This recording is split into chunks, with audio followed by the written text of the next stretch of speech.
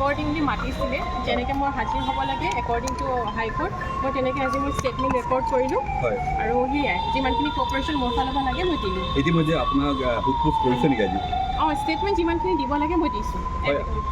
আপোনাক কেনেধৰণে আপোনাৰ যিহেতু কৈছে 1.5 লাখ টকা আপুনি কেৱল পাইছিলে বিশাল বৰা গোচৰ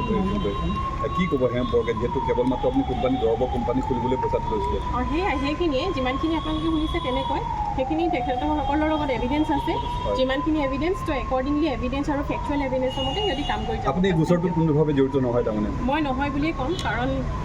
মই নহয় সেইটো কাৰণে মই ইমান দিনে নিজকে ছেফ ৰাখিবলৈ মই চেষ্টা কৰিছিলোঁ আৰু ৰাজীৱ বৰাৰ নামটো আছে আপোনাৰ স্বামীৰ নাম থেংক ইউ ছ' মাছ